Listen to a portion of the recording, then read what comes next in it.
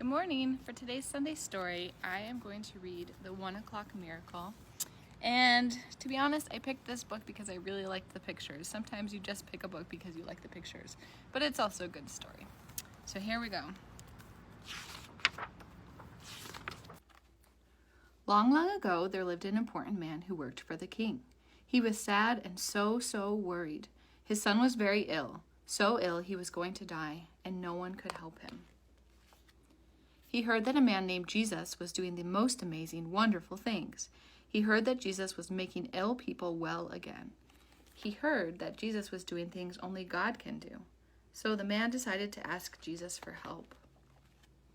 The man and his son lived in Capernaum by the sea. But Jesus was staying in Cana, more than 20 miles away. It was a very long walk and uphill all the way. But the man had decided that he must see Jesus. So he said goodbye to his son and his family, and he set off to see Jesus. Up the hill he walked, and sometimes ran because he wanted so badly to see Jesus.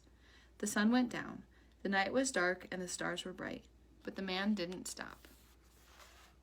Huffing and puffing, he walked, and sometimes ran, hurrying to see Jesus. The sun came up, the morning arrived, but there was still a long way to go. Puffing and panting, the man walked, and sometimes ran because he needed to see Jesus. At last, at 1 o'clock in the afternoon, the man reached Cana, the town where Jesus was. He had walked, and sometimes run, and now at last he could see Jesus. "Please, sir," he said, "my son is dying. Please come with me. Please make him better." The man knew that if Jesus came with him and touched his son, the boy would be well again. But Jesus just said, "Go." What? Go home without Jesus? After all that walking and even running to get Jesus to come? But Jesus hadn't finished. "Go," Jesus said, and then he added, "Your son will live." The man believed him.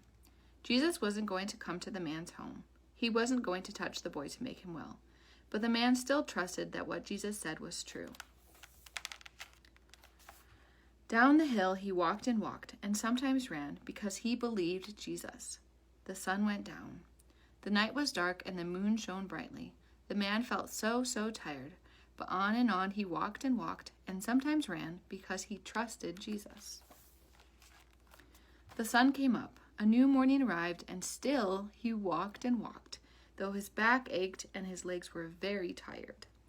On he walked, and sometimes ran because he was sure Jesus would make his son well. Then, far away in the distance, he saw some men. They came closer and closer. They were his own servants. They must have news, he thought, but what would it be? "Sir," they said, "it's your son.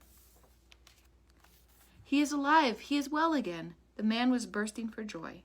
"When?" the man asked. "When did he get better?" "Yesterday, at 1 o'clock in the afternoon." "1 o'clock? 1 o'clock," the man replied. Then the man remembered. It was 1 o'clock when he saw Jesus. It was 1 o'clock when Jesus said his son would live. And it was 1 o'clock when his son got better. Jesus didn't need to go and see the boy. He didn't need to walk. He didn't have to run. Jesus simply spoke. And just like that, the boy was better. Wow, only Jesus could do that. And do you know why? Because Jesus is God's son. Happy and smiling, the man walked home, and sometimes he ran to see his son again. Then he told his son and his family about Jesus, and how Jesus could do things only God can do. And they all believed in Jesus, God's son too. "Your son will live." And now that the man's son was well, what could he do?